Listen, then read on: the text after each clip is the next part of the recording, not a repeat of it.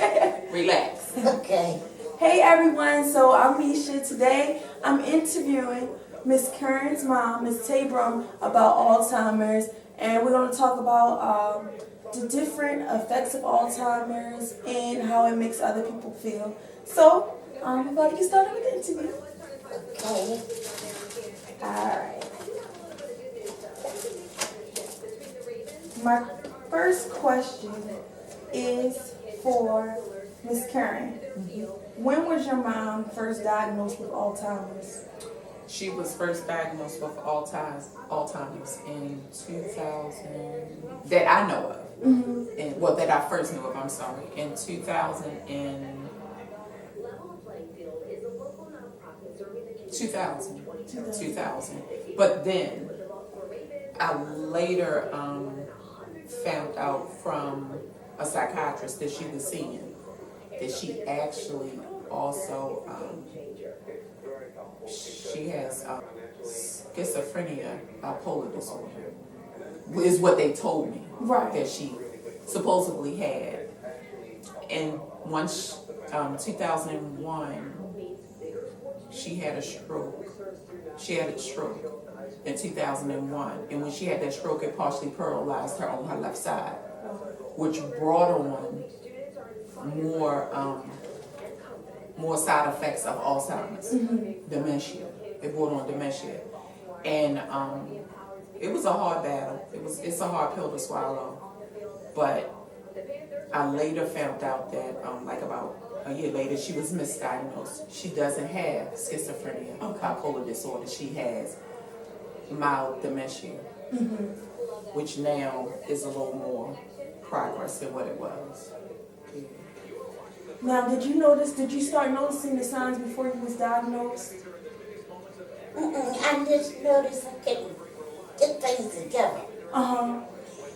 But I just thought it was me, and I didn't bother. I didn't want to bother her. Right. She has enough on her plate. She didn't need to worry about me. She loves you. I know, So it's not and I like love her too. But I don't need to be no word to nobody. I just love alone. Yes. Things that you used to do. I used to drive. I'd get out here and go and do whatever I wanted to. Yes. And now I can't do it, but I'm learning to sit back and relax. She takes me wherever I want to go. It's nice to have a chauffeur, right? Yeah. Sit back. But I was just so used to going myself. It just hurt me to not be able to drive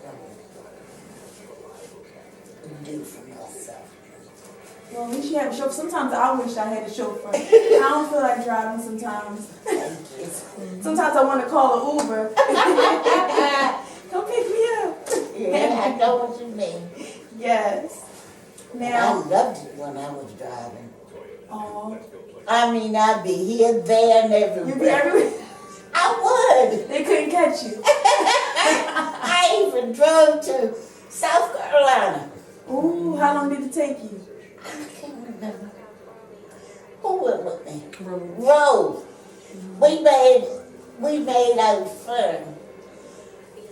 Wherever Rose wanted to go, and then I was driving, I'd go. You go everywhere. I had my chance behind that wheel. You did. But I'm sorry, I can't drive now. But now you have, God said it was time for you to have a chauffeur. Okay, I got one. Look. I got my baby. Yeah. Oh, Lordy. We had some good times. Sometimes she didn't know where I was. She didn't know where you was. That sounds like my grandmother, but she didn't drive. She would be on her feet everywhere. And when we asked her where she's going, she would tell us mind our business. Yeah. I'm like, Grandma, like, we need to know where you are. She'd be all the way down Virginia Avenue. Then she'd go from Virginia Avenue downtown to Lexington Market. She would meet my younger cousins down there. They were like, wait, we just saw Grandma on the bus stop and she beat us. She already has her chicken box. She going back uptown. Crazy. Yeah. So I understand. You would be everybody around. All right. Relax. Ain't nothing else up there. Relax. Okay. All right, next one. What are some signs that you started to see She actually started almost hallucinating. It was one time where I got a call from her neighbor saying, your mom's in her apartment saying that she can't get out, that they put a bolt lock on her door, but it's no bolt lock. Relax, man, relax. Don't, you gonna take your nose. Remember I told you your skin is soft. If you keep wiping it constantly and wiping it hard, it's tearing and it's creating little sores around here, okay? Relax. Okay. Relax. So, I had left my job. At that time, I was working right around the corner from her. When she was living on 29th Street, I was working for Sonatrol on Assistant Street off of 29th. So I could go around the corner, no problem. So I went around there and there wasn't no bolt lock on her door. And I was like, I opened the door and the maintenance guy was like, Miss Judy, we don't have no lock on your door, it's okay. And she was like, it was so. She went off on all of them, but it wasn't no bolt lock on her. She just couldn't get the door open from the inside. And then there was another time where she called me. We had been together early that day. I had taken her shopping. We had a lot of fun. And I brought her back to her place. And then I wanted to go to a secondhand store on St. Paul Street. I'll never forget it. And I was around there backing up to a park. And she called me. And she just kept calling my phone. So I answered it because I was driving. I know. And when I answered it, she immediately started cussing and fussing me out. And I was like, what? I just left you. What are you talking about? And she just went off. And there was a few other times after that. So I was like, something is wrong. And then she ended up telling her neighbor she took some pills. She was tired. She just wanted everything to go away. And she said she took some pills, but she didn't take any pills. But they called the paramedics. And by the time I got there, they said, well, because she said she hurt herself, we have to take her to get evaluated. And that's when everything started coming out more and more to me. And I was like, oh my God. And I remember because I went to my older sister and I told her, I said, well, excuse me. I said, I had to call an ambulance come and get mommy because she said she took medicine to hurt herself and she told them she tried to kill herself. I said, now she's over at Union Memorial. They have her committed up on the suicide floor. And she was like, well, I'm just going to tell you everything could be okay. You can handle it. You're a big girl now. You can do this. And I'm like, well, I need help. This your mother too. And I told my brother who lived not too far from her, I told him. I told my other brother, and I was like, y'all guys start helping because this gonna be a lot. I said, this is not normal for her. They was like, she'll be all right. It is. It really is. Yeah, and I think a lot of it comes from stress. Her trying to do for everybody and not just doing for herself, not realizing, hey, my kids are grown now. They're out my house. I have my place. They have theirs. I have to live my life and enjoy myself. But she was still, trying to be mommy dearest to her other children. And then to her grandkids and, and then have a life for herself. And I was like, I think it was too much for it, just stressed out. Yeah, and us as women, we naturally have that sense of urethra where we are caregivers and we naturally born to be caregivers, and sometimes we take on too much and we tend to forget to take care of ourselves. And that's where we hold a lot of stress, and that's why in the African American communities and in other communities, stress is higher on us because even when you're not a single mother, we just take on a lot, and we feel we love to be independent, right? And I think that's why the heart attack rate is high. Sometimes we forget to go to the doctor for ourselves, and that's why some diseases be so progressive because we don't end up going and we find out when it's. And a lot of times, excuse me, I'm sorry. A lot of times we get misdiagnosed too. You'll go because your chest is hurting. And they might say, oh, it's something mild, where it's a reason why your chest is hurting. It's a reason why. You may have something weighing on your chest. You may have tumors, on your lungs. It's a lot. It's really a lot. But we have to start caring about each other, number one. Well, number one, we have to start caring about ourselves. And then, the neighbor that's next door that's elderly, or the young little boy that's so wild and, his mom's working late and you see him outside and he's supposed to be in the house. We really need to start caring about each other. That's the main thing. Yes. That is the main thing. I have an older neighbor that lives next door, and I check on her because she is just there by herself. And sometimes she have family come over, but it's just different when you're there by yourself all the time and don't have nobody to check on you often. So I try my best to check on her whenever. She's like, Misha, can you come fix my smoke detector? Yeah. Or fix my remote? I'll go fix it for her. Yeah, that's nice. Yeah. God will reward you. Oh, thank you. I Yes, try my best. indeed. I'm like, hold on, Miss Holly, I put this stuff in the house. That's nice. Thank you. All right. So, now, another question for you. How did you have to ever start making changes to your schedule to accommodate your mom? Yeah. So what I do now is I have to be to work at 8:30. So what I'll do is I'll get up at 6:40, get myself together, and I'll come over here. If I don't come over here in the morning, then I'll come in the afternoon. But what I do is the day she go to daycare, I'll lay her clothes out. And my cousin who lives next door, she'll come over and get her medicine and she'll help her to get on the bus. But when I come in the morning, I'll make sure she's up and out the bed, or I'll call her and make sure she's up and out the bed. It's times like far as when she gets sick, I have to leave work early to be here to take care of her, to take her to the hospital. Or maybe times where I might come in the morning and check on her and I can't go to work because she's sick, so I have to take her to the hospital. It's times I have to take off her doctor's appointments, you know, and she sees different doctors. She doesn't have a primary care, but the good thing is her primary care provider is right across the street. Oh, that's the best. That's one of the best things, Yes. you know. And then, like, I don't trust my mother to anybody. You know, that's a big. And my husband and other people saying, you know, you have to allow people to help you. First off, people can't even help themselves, and sometimes people take on more than what they can, you know, really handle. So, like with her cousin, my cousin being next door, she'll help with my mom, and then she has a friend who lives back there who will help with my mom in the other apartment complex. She'll help with my mom, but I've seen that even with her having an aide, the aide come here. Sometimes she does good. Like she'll give my mother a bath, she'll lotion my mother down, she'll sometimes wash her stuff, but with that, I still have to stay on her and make sure, you know, that she did what she's supposed to do, because sometimes she even falls short. So it's like, then my main thing is I would really appreciate it more if it was her family helping with her. You know, she has other children, she has grandkids. If they would come spend time with her, if it's no more than call her at least once or twice a week, call her, you know, come spend time with her, do stuff with her. She's not just a little mannequin on the shelf that you dust off whenever you want to get something from it, and then you put it back. You know, she's a real person and she has needs too. And that would be phenomenal. Because black people used to take care of their own. They really did. In one house, it would be a grandmother, the grandfather, the aunts, the uncles, a family, a mother with her husband and kids. Everybody would be in there helping, but they don't want to do that no more now. And it's just sad. pushing that family in the assisted living, and they don't come see them. Like, we wish we could have my other grandmother at home, but we just don't have enough space there. Right. And like, it's just so, Yeah.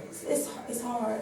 And like with me, my house, I wanted to bring my mother with me, but her social worker was like, and her nurse was like, she can't stay here unless you're gonna have an aide around the clock with her, because we have so many steps. They was like, and she will go. She might say she gonna sit down, but She not gonna yeah, you know, and because I have 3 floors, you know, and I get mad at myself for even buying that house, because we should have got something on 1 floor, but I never thought But that,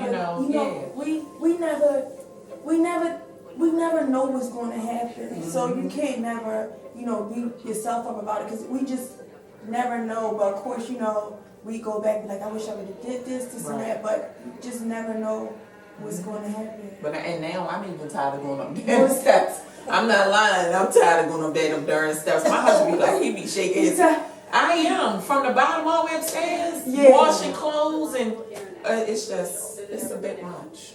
Yeah. I'll be glad to have it because it's an exercise, but man, yeah, it is an exercise. When you're tired, you're just like, all right, I had enough exercise. I knocked myself out of the question. You can go ahead and start soaking her feet while we're talking. I don't want to hold you up. Okay. All right.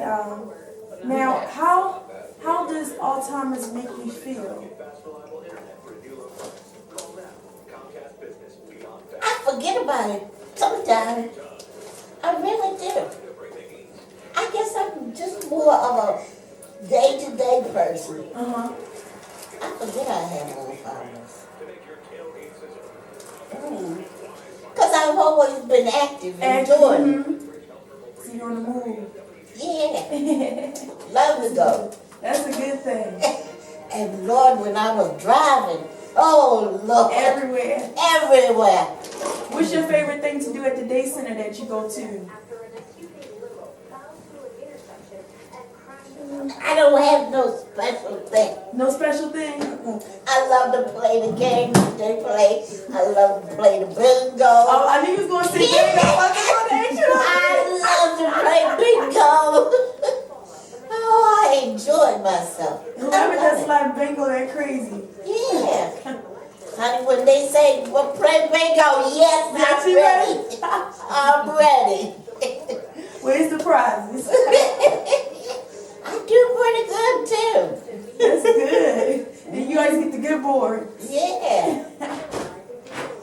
I love to play, do things like that. I'm not one that can be shy and say, oh, I don't want to play that. Yes. I'm all for it. I say, bring it on. Bring it on. I do. I say, bring it on.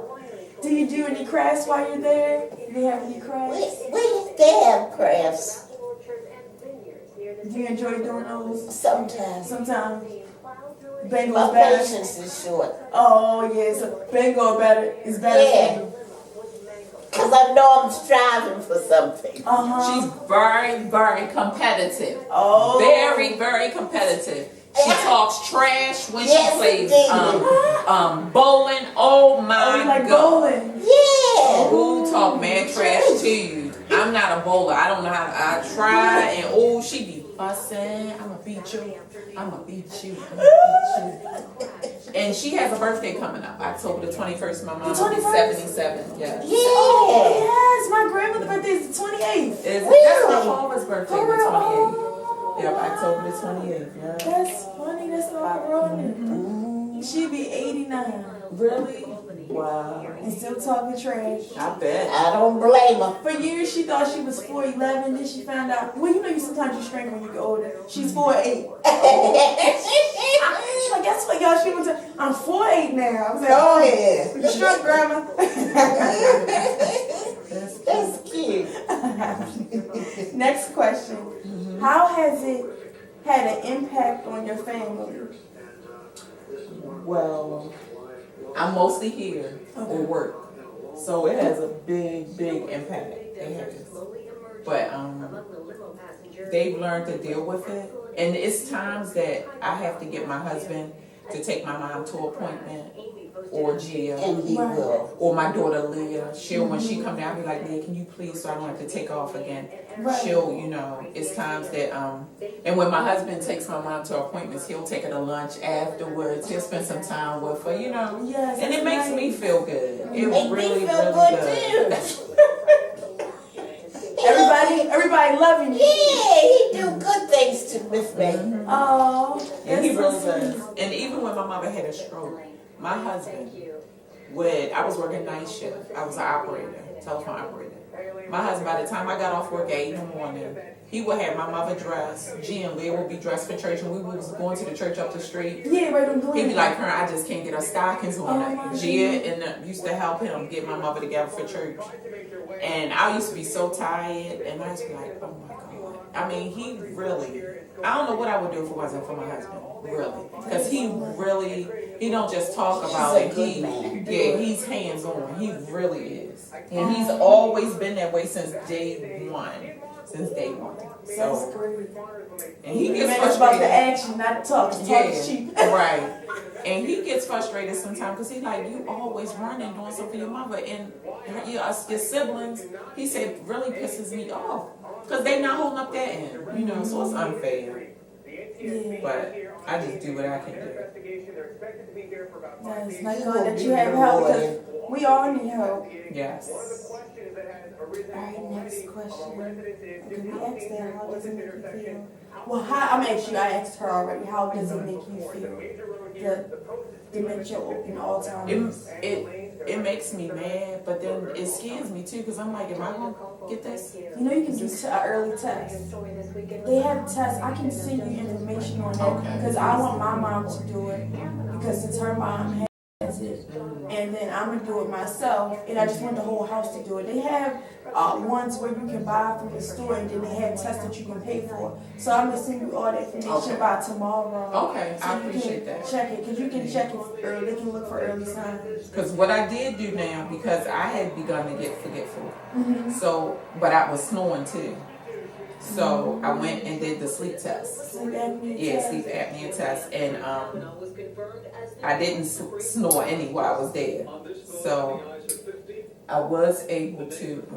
He made it. So I was able to, and I did get an MRI. My MRI just showed some white spots on my brain, only 2 or 3, and it wasn't nothing. I have no cysts, no tumors, nothing's bleeding, nothing's swollen, so that was good. So what I had to do was, Dr. Robin Wilson at Sinai Hospital, Brain Spine Institute is who I saw, actually.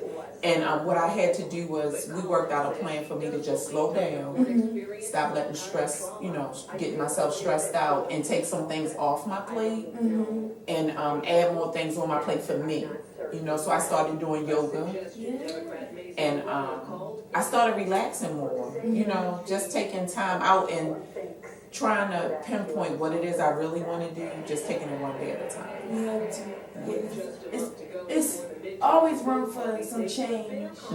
And I had to make it for myself, or I might not be sitting here so still now. Because you don't want to end up sick, and who's going to be that other person to help her if you're sick? So you got to just take it one day at a time. You don't want to stress yourself out. Now, my last question for you all is, what is your favorite thing to do with your daughter?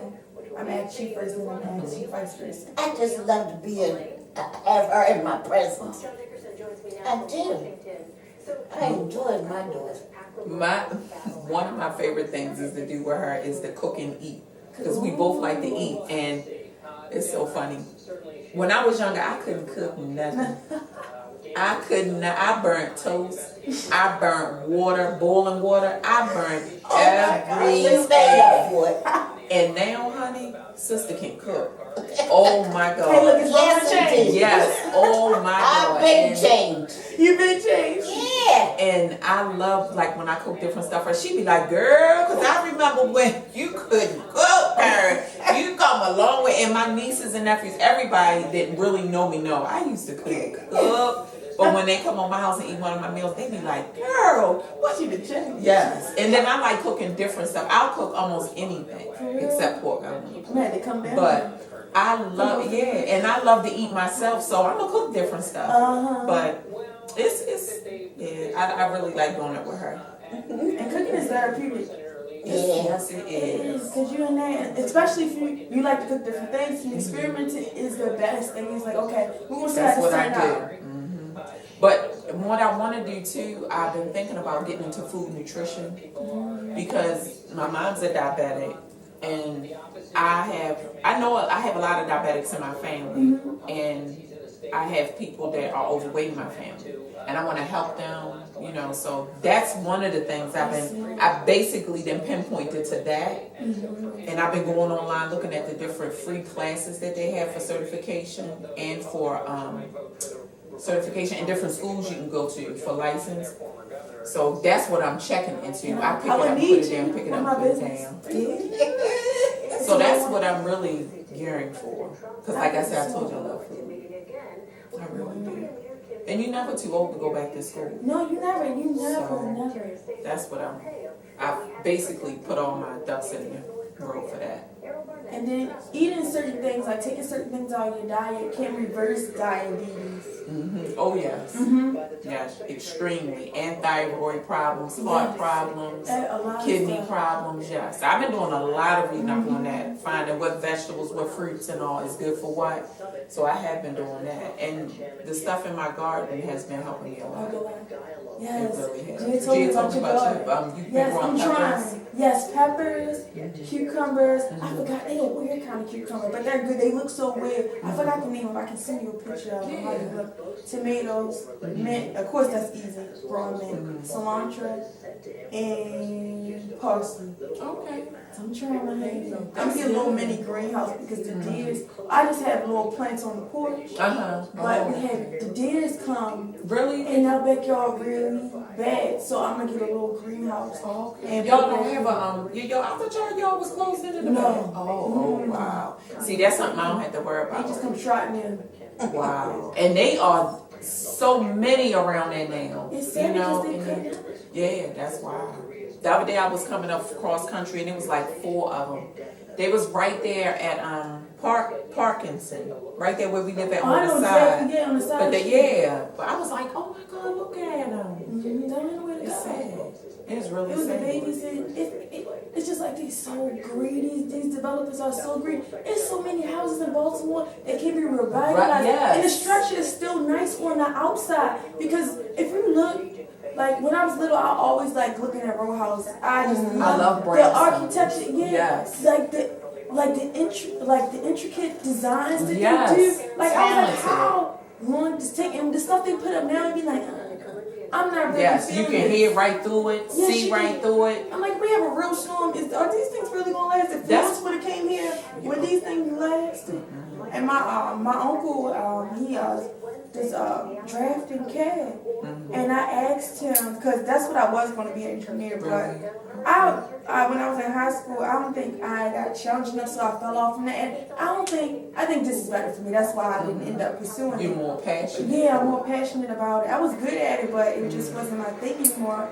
But I asked him, I was like, since he does that line of work, I said, are these houses actually built up to code? Because I had a friend, her house was done a month and a half, so I was walking around the house tiptoeing. I was like, we're not going to fall through the floor. She said, no, Misha, I was like, it was built too fast. The foundation didn't settle. Just like a baby, it takes 9 months for a baby to develop. This house a month and a half. Like, it hasn't been a whole season. Right. Like, it hasn't been through an actual thunderstorm, a windstorm. So it's this thing. But they have, like, they supposed to do these prefabs and then throw it on top of the foundation. I was like, I still don't care for them. I will buy an old house when I'm ready and get it renovated. I don't care for these new places. I will only rent in these places. I wouldn't buy it. Yeah, it's terrible now. It really is. And everybody want the money, but they don't want to do what it takes. You know, the integrity is gone. And not just from Maryland, from the United States. Yeah, in general, yeah. All over. Sad. I had wrote a status the other day. I said, when the baby boomers are gone, the roots of our culture will be gone too. Because it's sad because it's everybody's mindset is, not everyone's, but a lot of people's mindset is different, and we lost the roots of our culture. Yes. And a lot of people don't want to work hard. There's a lot of instant gratification. Yes. Like social media has been a blessing and a Or curse. yeah. So it hurts a lot. It was like this, and I seen this post. It said, do people clean greens with grandma anymore? They said that's why the world is messed up. And if you sit and think about it, like I remember I used to clean greens with my grandmother, little worms be on it. We had to wash them off. We would shred cheese with my grandmother. My grandmother has Alzheimer's. We would do all that. She used to make her own wine. Yes. I miss doing stuff like that. People don't. They don't do it no more. Yeah, it's sad. But yeah, so I just That was the goodness. yes, that was good times, right? Yes, my grandma was little. She was we used to be like, you really make your own wine, grandma? Remember we did that one time? Made wine. Oh, y'all make some They wine. used to make dandelion wine. Oh wow. Well, my mother when she was younger, yeah. But remember we lived on Lambo, me, you and Mr. Harvey made some. You don't remember? We made wine with all them grapes we had. Oh yeah. Yeah, you don't remember? We had a big old thing of wine. We made it. It was hard too. We used yeast and a whole bunch of grapes. Oh my God, it was this big thing he had, and he let me stand on the grapes, And Chris. squish. Oh, Yeah. I always wanted to do something like that. Wow, that's amazing. It was work. It was a lot of work. I miss going down south. Oh no, some more time. Okay, just thought I was done. They used to have the whole pig on the grill. It was crazy to see the whole pig. pig. That's how my mother family Yeah. did. They still do that up the country. We call it up the country, up Falls Road. Falls Road. Oh. They still do that. They used to live in Florence, South Carolina. Really? Florence That's where and my King Street. father Family from. from? Yes. It's Oh my God. McCutcheon grandfather's side. My And father's last name is Holloman. Oh my God, what that's was where. McCutcheon and is it Johnson? McCutcheon? Oh my God, I forgot. Yeah, they was some of them moved to Darlington. They was Florence, South Carolina. Dang, I can't. My aunt and them, they are all mostly have passed, so I can't. But the ones that were down there, they have kids that are down there now, but I can't think of it. I don't know Nobody, man, I miss it. We used to have fun always going down there for the family reunions, but yeah, everyone is just gone. Yeah. Yeah, it's sad. But I'm gonna conclude the interview. Yes, thank you. Thank y'all so much for being open to this. Appreciate it. Yes, thank you. What'd you say? I appreciate it. Oh, thank you. I just want to make more people aware of it. Once I finish editing everything, I'll send it to you and let me know if it's approved, Okay. if you feel like it's okay. Thank you so much. I Thank you for appreciate your it. time. Oh, thanks. I have to interview my mom. Next time I interview my mom, my uncle, get his perspective. And I might drop some on how she live in PG, so I had to go to DC 20, so I'll probably interview her too. Okay. Thank you so much. I appreciate it. Sure. Thank I'm you. glad I could help you and you help me. Yes, helping each other, right? Yeah. And you telling me different ways I can help other people and other family members, Yeah. and let them know they're not alone. Okay. I think a support group would be You'll a need to- your support nose clean. a support group would be great. It's stiffy.